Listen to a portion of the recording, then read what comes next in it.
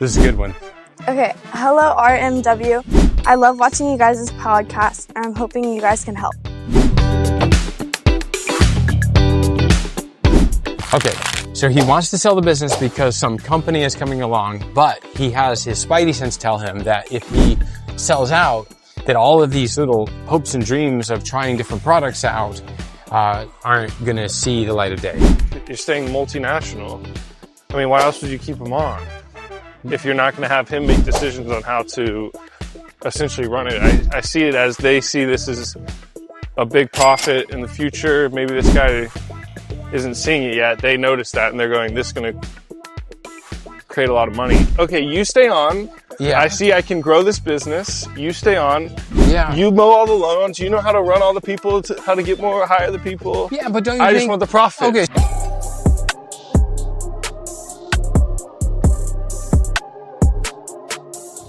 So I own a small niche consulting firm as well as a small software business, even though we have not yet made any revenue from it. A large multinational group is interested in acquiring my business to expand their operations in my region. They would want me to sell my business to them and for me to come on board as an employee of their business to help grow/expand it. Ultimately, I think selling is something that I want to do in the long run, but I feel like now might not just be the right time. My company is still growing quickly, and there are a lot of ideas that I want to try out. But I'm not sure that this company would give me freedom to experiment. To clarify, they have not made me an offer yet. We're just at the very initial stages of the conversation. Basically, they want to know if I want to pursue the discussion further. Okay, so he wants to sell the business because some company is coming along, but he has his spidey sense tell him that if he sells out, that all of these little hopes and dreams of trying different products out aren't going to see the light of day. He's not going to basically have that free hand as a founder to do what he wants to do, right? Mm-hmm. And so, I don't know. Do you think, Katie, your mom has a personal assistant, Carla, right? Mm-hmm. Do you think that if for 1 month they switch places, that mom could handle it? Let's say instead of having Carla be the PA for mom, what if mom was PA to Carla? And it was not mom saying, okay, I need you to do this, I need you to do that, I need you to go over here to get this done, I need you to call these people, I need you to set this up. What if it's Carla doing that to mom? I think mom would be good at it. She'd be good at it? She would like to be number 2, you think? She'd be good with Carla calling the shots? I don't know. I don't know. Well, let me answer it because that's not the answer I thought you would give me. No, she would go crazy. I think it would be exactly like if Brian had one of these things they have in Hollywood where like brains get switched and he just has this like moment and he says, you know what? I think I'm going to make Dan the only person in the law firm with any decision making authority. And I'm just going to let him tell us everything what to do.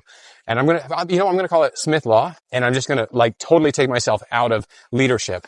And I'm just going to like be a cog in the wheel here. I'm just going to be a cog in the wheel. I'll probably ask Jenny if I can answer phones with her or open the mail, maybe do some filing. And I think Brian probably wouldn't enjoy that. What do you think, Riles? Should he? Well, if they're asking him to stay on, I'm assuming they want him to make the decisions. Multinational. But why else would you keep him on if you're staying multinational? I mean, why else would you keep him on if you're not going to have him make decisions on how to essentially run it? I see it as they see this as a big profit in the future. Maybe this guy isn't seeing it yet. They notice that and they're going, this is going to create a lot of money. So if there's ever like Riley International, it's going to be operated like this. You're going to buy various companies around the world. You're going to say, well, listen, I bought your company not because I wanted to run it. I just want you to do whatever comes to your mind. And then every couple of years, if you could just mail me a check for the profits. I don't think it's going to be, him fully running it and them doing nothing. But I think it'll probably be a majority of the time, I feel when you're asking someone to stay on who owns the company, it's because A, there's some personal relationship between him and the clients, or B, is because he knows how to run it well. He's just, maybe not in profit yet or whatever it may be why he would sell it. He's, doesn't want to have to deal with the financial side, enjoys what he's doing. But this guy, they see this guy as a well-rounded person able to run the company. Otherwise, you wouldn't keep him on. You wouldn't keep him on. You bought a lawn mowing business. What do you know about mowing lawns? You'd be like, okay, you stay on. Yeah. I see I can grow this business. You stay on. Yeah. You mow all the lawns. You know how to run all the people, how to get more, hire the people. Yeah, but don't you I think... just want the profit. Okay, so you show up, you're the owner. It's a large multinational... Hey, you say, hey, I thought is the large multinational company in his area of expertise. It means one of the nationals is that national. Okay? But that doesn't mean they do lawn mowing or whatever he's in. Yeah, so what if he decides, he do his area? They might just buy a bunch of companies. That's what they do. They're multinational. They're huge. They're huge and they don't care about money and they don't care if you build a roller coaster in front of your office. And they say, wait a minute, I thought we all bought a landscaping company. Well, I figured you didn't care because you're multinational. I decided to turn it into a theme park. And it's not going to be, he makes all the decisions, but he's going to decide how this is run. as a person who buys tons of companies, would this be a red flag to you that this guy is like, I'm just not sure if I want to give up control because there's experiments I want to try and I'm not sure they'll let me try them. Would that be a red flag to you as a roll-up guy? For sure. Because you don't know what's going to happen until after it's happened. Yeah. Like they can tell you whatever they can say what you want to hear, but after the closing, it's just different because money is now involved. Like who is this guy compared to them? Like he's not a challenge. So I think his reality will most likely change pretty drastically. And maybe they see some specific thing of his that they find interest in, but looking at it globally, like they're not going to care. And he cares everything. That's his world, right? Yeah. For them, it's not. So if he still has things he wants to accomplish with his business, he should probably build something, a little more significant so that whatever he's trying to do in his life, he feels like fulfilled before he moves on. Smart. What it usually comes down to is just like a heart to heart between buyer and seller at the end. I've literally had sellers call and say, am I doing the right thing? Like right before signing, like at me asking, am I doing the right thing? Because they're getting conflicting advice from all these people. And you've really fixed something perfect because the person who is really optimal at patient care is naturally going to be suboptimal at the administration of a business. Typically, yeah. And we know, what would you say, 60, 70 guys in C12 who are all 2 million plus business owners. And I would say that respectfully, 90% of them have a lot of room to improve on admin. And they don't, and here's the biggest problem. Most of them have no idea about that. Yeah. They're completely in the dark about their shortcomings. Actually, so knowing your strengths is really important. And I think if you're, generally speaking, if you're super technical at something like a dentist is, yes, then, I don't know if you've read E-Myth by Michael Gerber. No. Okay. So we do have a rule on our podcast against recommending books in case we write our own. Oh my God. Then how are we going to sell our own book if you're pitching all these people's books, Matt? I'm just kidding. Go ahead. But he talks about two different minds. So your brain works as a technician one way, and then it has to work as an administrator a completely different way. Yeah. And the dentist is going back and forth all day between being technical and then having to talk to a patient about selling the treatment, presenting it. It's different. Then you have to go manage people after hours with their problems. So I think a lot of people who are like that brilliant, technically speaking, if they know their limitations and get out of their own way and let somebody who like only focuses on admin focus on that, that's really been my partner and I work so well together because he knows his strengths and he does those, and I know my strengths, and that's what I focus. Yeah. Well, fundamentally, there is no business. This is what's broken about small practice medicine is, Jamie Dimon will not cash your check.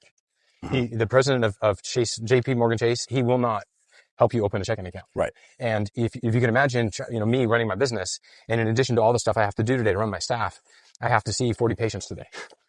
How would that happen? Yeah. Like that's either just going to be burnout or I'm just going to do one of the two really badly. Right. And so you've got a perfect space there. And this is where the giant practices are coming up in the medicine side, right? And from when I've had conversations with doctors who used to own their own practice and they sell out to Wake Med or something, right? Generally they're like, well, golly, I work less, I make more money. Can't beat this, right? Yeah. So, and there's some people, every once in a while, we will lose a dentist that just their dream is owning their own practice. They want to own one practice and do their own thing. Yeah. And that's fine. But there's also a lot of people who, like you say, want to come to work. Dentistry is amazing because it's typically Monday through Thursday. Yeah. Make a lot of money and have no management headaches when they go home. And they can own part of the practice too. Yeah, that's great. It's a good combination. Yeah.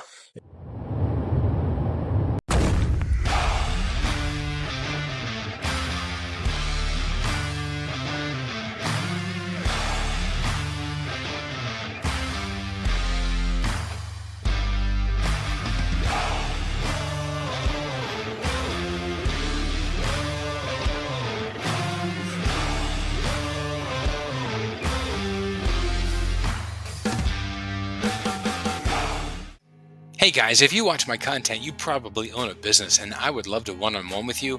I'd love to talk with you about the things I always talk about. 3 things. What would have to be true to 10x your business? What can be done to make your business easier to run? And what can be done to reduce risk in your business? I'd love to talk about those things with you. If you want to just click, there's in the description below, there should be a link to a Calendly. You could set up a free one-on-one with me. Love to spend some time on the phone with you, just talking through your story. maybe obviously my ulterior motive is to get you to come onto the podcast, but I don't mind if you don't want to get onto a podcast. I'd love to just have a one-on-one with you if I can give you some help. So if you're a Christian business owner, I mean, any size business, any type of business, I'd love to help you. So go ahead and click the link below, get onto a Calendly so you and I can have a talk. I'd love to help you if I can. I'd love your help with my business if you have some advice for me. So thanks so much for watching. Thank you for being a part of our community.